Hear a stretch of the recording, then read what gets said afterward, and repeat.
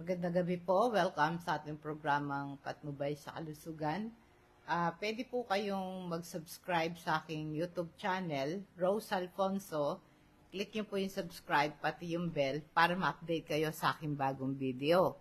Sa akin na pong FB, Facebook page, yung aking official FB, Patnubay sa Kalusugan. Pwede nyo pong i-follow, like, and share.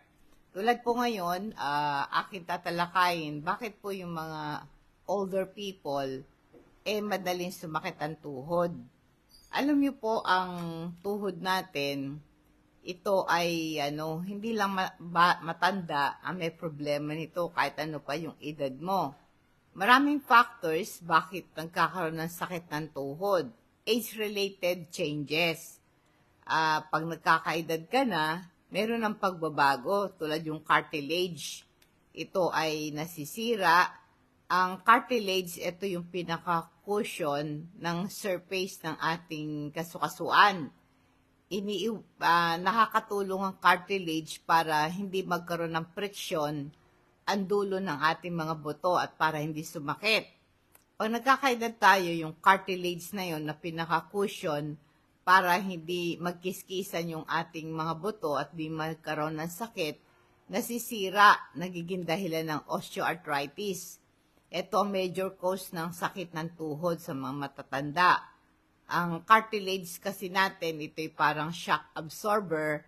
Ito yung pinaka-cushion, yung impact pagitan ng buto at napiprevent na magasgasan ang dulo ng ating buto.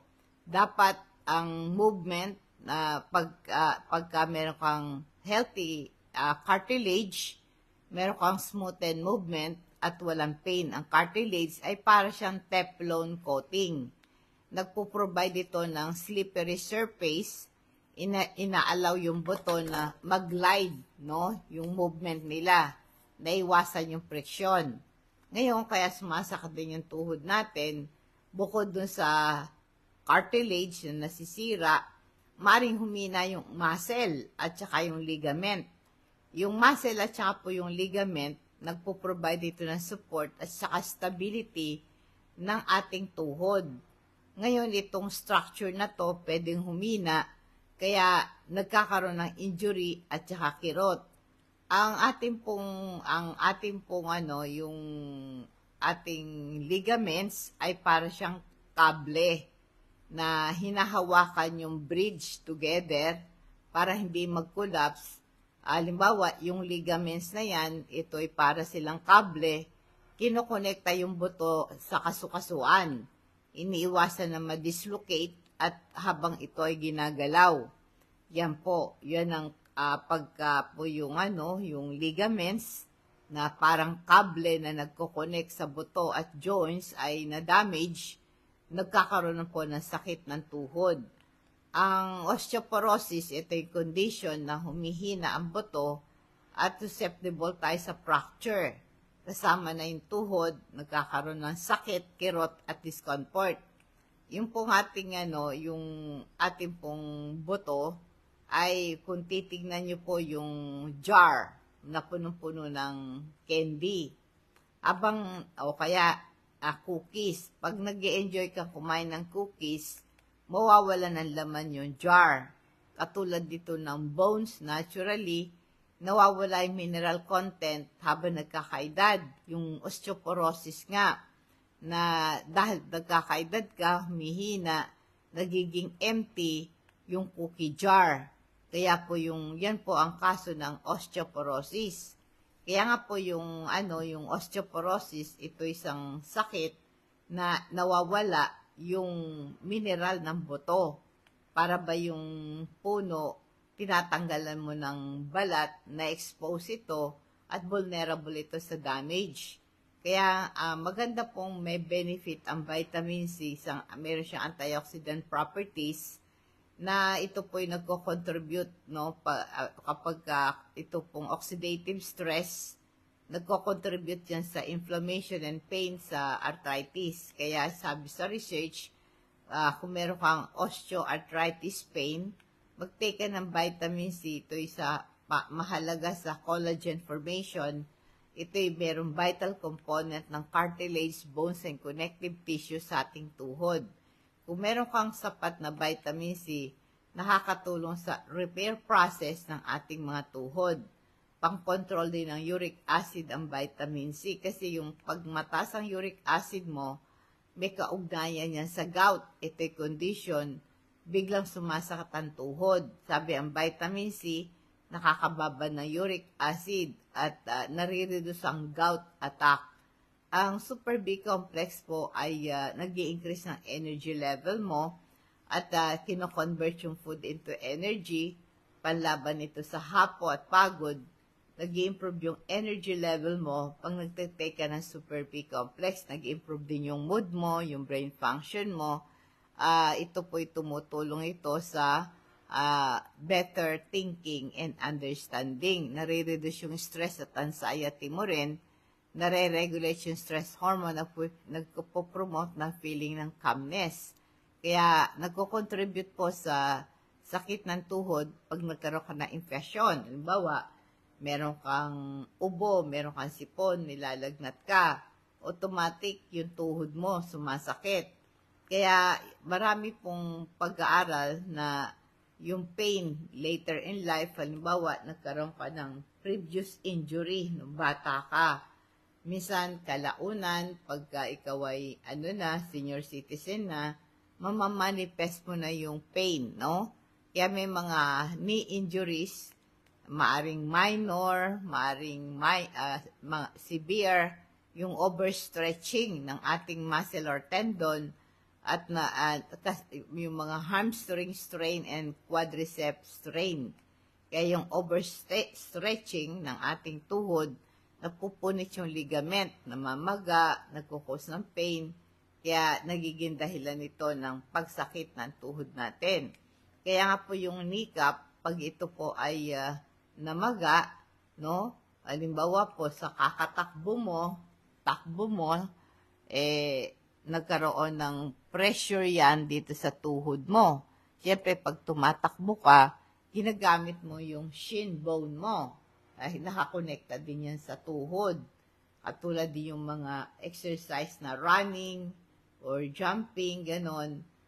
O kaya po yung overuse ng muscle dahil nga po sa training mo. Kaya nga po yung stress sa ating tuhod, yung occupation mo ba na laging nakatayo, lalo kung mataba ka pa. Pagka mataba ka, heavy load, mabigat ka, ang pressure ay sa tuhod. Kaya ito po nagkukos ng damage sa cartilage at saka pagka ito ay nagkaroon ng friction, nagiging dahilan ng osteoarthritis. Yung timbang mo, yung overweight mo, nagbibigay pasanin sa ligament at muscle. Kaya susceptible ka sa injury. Kaya yan po ang mga reason bakit sumasakit ang tuhod pag nagkakaedad. Pag nanghihina yung mga joints mo. No? Paalala sa lecithin. Ang lecithin po ay nakakababa ng cholesterol na prevent yung heart disease, nag-improve ng memory at learning, attention, and concentration. At ito pong lecithin, maganda sa prevent yung pagiging ulyanin or dementia or Alzheimer disease. Available yan sa patnubay. Ganon din po yung ating calcium, magnesium. Kung gusto nating maging strong yung ating buto, para magkaroon ka ng muscle contraction and relaxation, ma-prevent yung cramps, mag-take po kayo ng calcium magnesium. Ito rin po tumutulong para ma-relax yung body at mind at madali kang makatulog dahil nagre-regulate ng production ng melatonin, isang hormone na pampatulog. Kaya pagka nagtitake ka ng calcium magnesium, nakakatulong sa production ng melatonin. Tsaka po, ang itong problema, no, yung knee pain, yung pong inflammatory arthritis, pagbi-build up ng uric acid sa katawan, pag masyadong mataas ang uric acid, mag-crystallize yan, mag-cause ng pain sa joints mo.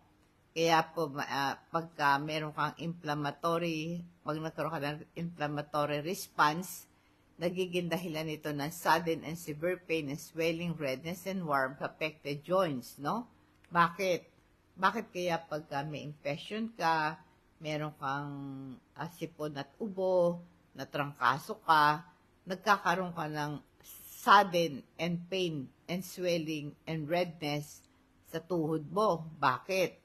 Kasi nga po yung pagka malamig ang panahon, ang ating tuhod ay isang favorable place sa uric acid at nagkakaroon ng crystal formation doon. Isang dahilan bakit pagka taglamig ay sumasakit yung tuhod po natin. At saka yung kasukasuan natin sa tuhod, siya ang nagdadala ng ating timbang, yung bigat natin. So, madali kang magkaroon yung inflammatory response mo, lalo kung mataas ang uric acid mo, ang sakit-sakit ng joints mo. Ang tuhod po natin, nagtatrap ng uric acid dyan. At pagka ito'y intense and prolonged, magkakaroon ng inflammation. Kaya po ang simptoma ng gout, severe pain, burning, and stabbing, at nahirap kang lumakad at gumalaw. At lalo na pag namagana yung tuhod, namumula, at mainit kung hahawakan mo. Kaya nagkukos ng stiffness, limited yung galaw mo. Kaya ang treatment po ng mga gout sa tuhod, medication, reseta ng doktor para bumaba ang uric acid level mo at ma-reduce ang inflammation. I-maintain mo yung weight mo, huwag kang magpapataba. The more na mataba ka, lalong nahihirapan yung tuhod mo dahil sa bigat mo, yung pong tuhod natin, diyan yun ang pinakapundasyon ng ating bigat, no?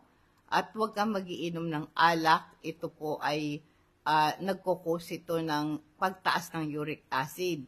Yung pain management sa mga tuhod, yung kapag namamaga, maglagay ka ng ice pack, itaas mo, huwag mong ibaba, at gumamit ka ng anti-inflammatory drugs na reseta ng doktor. Kaya kapag masakit ang tuhod mo, namamaga, namumula, at parang nakaalsa, ganon, itaas mo. Pagkatapos maglagay ka ng ice pack, no? Yung yelo, ilagay mo sa plastic, balot mo, ilagay mo doon sa tuhod mong namamaga. At the same time, uminom ka ng anti-inflammatory drugs at saka po yung pang-alis ng pain. Huwag kang basta iinom ng pain reliever na hindi reseta ng doktor. Pwedeng mag-cause ng kidney damage yung regular use ng paggamit ng mga pain reliever sa arthritis. Pagkatapos mong pagka po namumula, namamaga, makirot, ay yelo ang gagamitin mo. Pero kung masakit lang, di naman nababaga, hot pack, no? Pagkatapos nun, haplasan mo ng crystal oil. Ipahid mo yan, nakaka-reduce ito ng maga, nakakaalis ng kirot, nare-reduce yung pain at inflammation. Yung pong arthritis, ito po'y muscular pain, no? Para kung meron po kayong sakit ng tuhod, dapat meron kang sapat na tulog. Kasi pag kulang ka sa tulog, tumatas yung inflammatory substance sa dugo. Pag tumaas ang inflammatory substance sa dugo, sumasakit ang tuhod mo. Kaya kailangan pagka kayo po ay ipahiram mo ng red crystal oil yan, yung tuhod mo, malaking tulong po yan sa inyo. Yung ating crystal oil, maganda yan sa mga shoulder pain, muscular pain, merong pang-alis ito ng kabag, pag bloated ka, nasusuka ka, naduduwal ka, maganda yan. Hindi ka kakagatin ng lamok dahil ayaw ng amoy niya ng lamok. Tanggal ang katin yan pag pinahiran mo. Ganon din po yung ating activated charcoal. Ito po ay meron siyang antibacterial property. Ito po ay pumapatay ng bakterya sa bituka.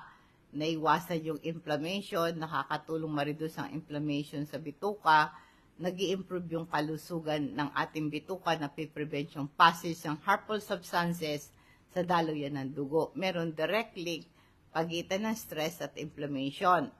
ang joint pains at saka po sport-related injuries, nagpapa-aggravate ng stress level mo. Ang katawan mo, nagre-release ito ng stress hormone like cortisol and adrenaline, part ito ng stress response, nagkukos ng muscle tightening, nag-i-increase yung pain sensitivity mo pag na-stress ka.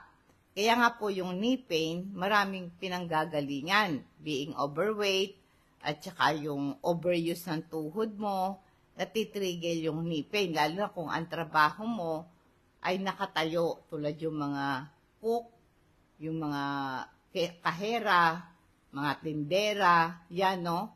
Kaya kung meron kang family history ng arthritis, nagkukos din yan ng sakit ng tuhod. Merong medical condition, nagkukos ng sakit ng tuhod, kasama po yung rheumatoid arthritis, osteoarthritis, lupus, at saka yung injury and overuse. Yung pong bursitis, ito yung inflammation ng repeated pressure sa tuhod, tulad ng pagluhod ng matagal na oras, sobrang paggamit, or magkaroon ka ng pamamaga ng tendon, related dito sa overuse ng tissue. Kaya alam mo, pagka, ang ito po kasing sakit ng tuhod, ito'y parang yung bridge na gawa sa sa lubid. Kaya ang tendon ay para siyang lubid. Ito'y bridge across a river. Yung regular na paggamit mo niyan, ang bridge na yan, sa katagalan na ginagamit mo, ay nasisira at humihina. Kaya itong rope na yung bridge na gawa sa lubid, maring ito ay humina, maging brittle at ma-break, kaya nagkukos ito ng destruction or damage. Ganun din po sa kneecap natin, may mga buto dyan, kaya kailangan ipahinga mo yung tuhod mo at mag-apply ka ng ice pack kahit na 15 to 20 minutes several times a day, ma-reduce ang inflammation. Pwede ka rin gumamit ng bandages or braces, mga wearing supported bandages para ma-stabilize yung joints, ma-reduce yung swelling.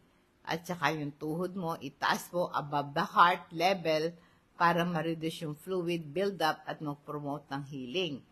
I-focus mo yung pagkain mo ng mga yung maraming yung fruits and vegetable like fish and flaxseed, mga whole grain.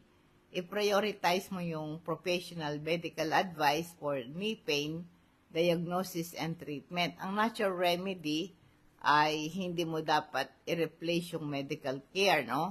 Magpa-check up pa sa doktor palagi kapag meron kang underlying health condition bago ka mag-take ng gamot. Maging mindful ka sa interaction and side effect ng natural remedies. Kaya maganda po i-try nyo yung omega-3 for knee pain. All inflammatory, anti-inflammatory properties ang omega-3. Ito po ay nakaka-reduce ng inflammation and pain associated ng osteoarthritis. Nakita nila sa pag-aaral, yung omega-3 ay merong role sa pag-maintain ng kalusugan ng cartilage. Beneficial ito sa kalusugan ng ating kasukasuan, napapabagal yung osteoarthritis. Yung omega-3 fatty acid, ito'y maganda sa sakit ng tuhod, nag-i-improve ng cardiovascular health, brain function, and mood. Kaya ito po ay sabi, ay huwag ka masyadong magpapanik, na stress, dahil yung stress na yan, nagko-contribute yan sa sakit ng tuhod, no? Ngayon po ay kung nais nyo pong magpa-deliver ng ating mga product, let me know. PM kayo sa aking Facebook page, Patnubay sa Kalusugan, o kaya sa YouTube. Sabihin nyo kung ano yung order ninyo. At i-deliver po ito sa inyo. Cash on delivery, i-charge sa inyo. Kaya i-chat nyo lang ako para malaman nyo kung magkano lahat yung order niyo. Cash on delivery po ito. No? Ngayon ay dadako tayo sa ating food for thought bilang pagwawakas. Ang sabi, ang Panginoon po ay gusto niya na mahalin natin siya, magkaroon tayo ng pananampalataya sa Kanya, at tayo ay maging patient. Trust Him, no? Kaya ano man ang problema meron tayo, ay palitan ito ng kapayapaan. Sabi sa Psalms 112 verse 7, masamang balita ang kanyang puso ay matatag na tumitiwala sa Panginoon. Pag nagtitiwala tayo sa Panginoon, walang masamang balita na apektado tayo. Magandang gabi po. Nawa po ang pagpapala patnubay ng Diyos ang sumatin, and God bless us all.